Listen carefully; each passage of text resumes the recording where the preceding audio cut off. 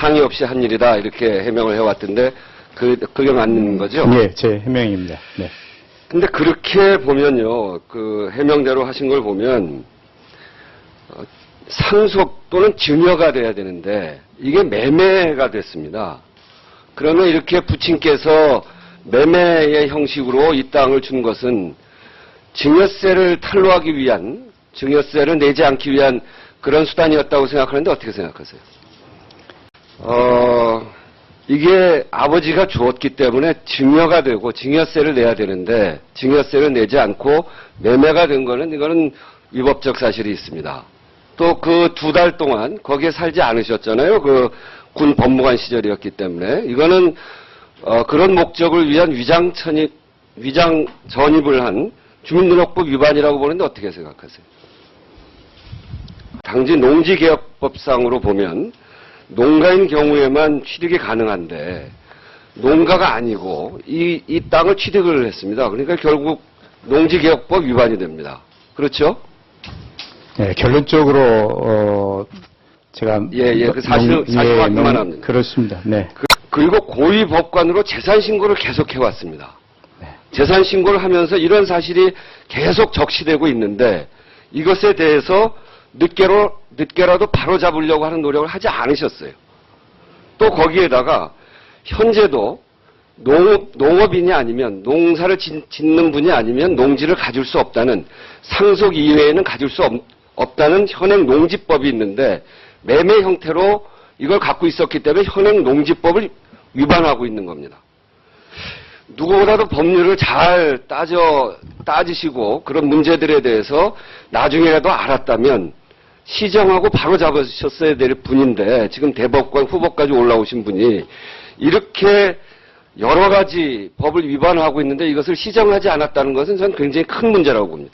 그런데 이것이 여기 한 건만 있는 것이 아니라 같은 동네에 270-5, 272-7 여기도 다 같은 형태고요. 그뿐 아니라 더 나아가면 하나, 둘, 셋, 넷, 다섯, 여섯, 일곱, 여덟, 아홉, 13건의 땅이 어떤 경우는 이 4가지 법을 위반하고 있고 어떤 경우는 위장 전입을 뺀 나머지 3가지 법을 위반하고 있고 나머지 10경우는 그 증여세 탈루를 위한 이런 법을 위반하고 있습니다. 이걸 어떻게 지금까지 고치지 않으셨는지 그걸 한번 해명해 보시죠. 법관으로서 재산 등록을 처음 시작한 게 언제죠? 저희들 기억으로는 아마 법관이 되면서 재산 등록 한 것으로 알고 있습니다. 언제죠, 그게?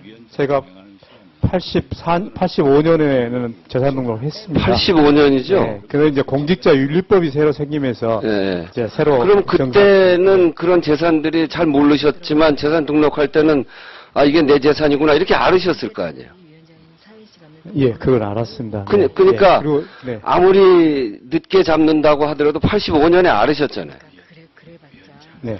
알았으면 주민등록이 옮겨진 것은 제가 그러니까 나중에 알았으면 취득 경위가 어떻게 됐는지도 아셨을 테고 아버지가 나 모르겠지만 어쨌든 그렇게 매매로 해서 이게 여러 가지 세금도 내야 되고 또 농지개혁법 등의 법적인 위반 사항도 있고 그리고 그 과정에서 매매하는 증명을 떼야 되는 데 있어서 그것도 그 농지매매 증명에서 그 4명이가 그냥 도용돼서 만들어진 허위 공문서 이런 것들도 있을 테고 그거 아셨을 거 아닙니까? 것이고요. 법률 하셨던 분인데 모르게 재산이 이렇게 굉장히 많은 재산이 들어왔는데요. 그 많은 땅이 13건의 땅이 이미 들어와 있는데 그걸 재산 등록하면서 이 땅이 어떻게 들어왔는지 그것도 확인 안 해보고 거기에 있는 여러 가지 위법사항 충분히 다 아실 텐데 그런 위법사항들에 대해서 최소한 85년엔 아셨을 거 아닙니까? 혹시 증여세 내셨나요?